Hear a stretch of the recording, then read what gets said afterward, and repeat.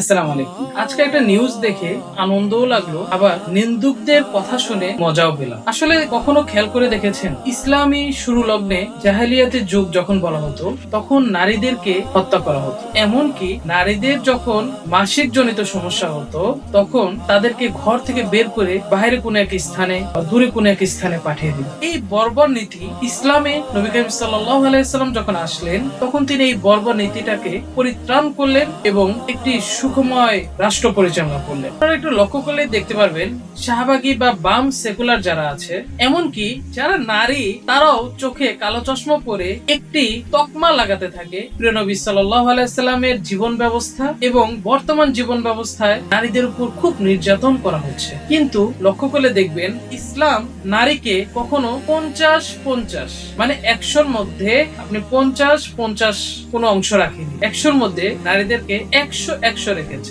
আপনি যদি একটু মেধাবী হন, আপনি যদি একটু বুঝদার মানুষ হন, অবশ্যই বুঝতে পারবেন 100 ভালো নাকি 50 ভালো। অবশ্যই আপনার মাথায় এসেছে 100 ভালো।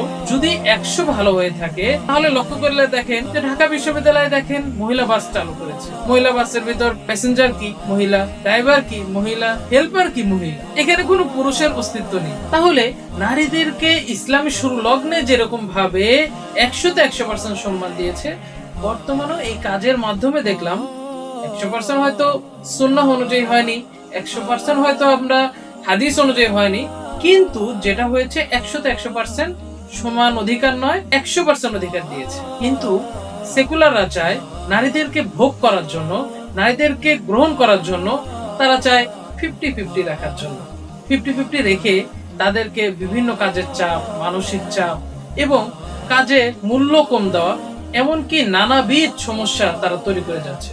আপনি যদি বিবেকবান হন, তাহলে ইসলামের এই সৌন্দর্যটি অবশ্যই আপনার চোখে ধরা পড়বে। আর সকলেই সুন্দর জিনিস দেখতে পারবে এটা এমন বিষয় নয়। আল্লাহ তাআলা যাকে সুন্দর চোখ দিয়েছেন, সুন্দর দৃষ্টি শক্তি দিয়েছেন, তারাই সুন্দর জিনিস দেখতে পাবে। আল আকিলু তাকফিল ইশারা, জ্ঞানীদের জন্য ইশারাই যথেষ্ট। আসসালামু আলাইকুম।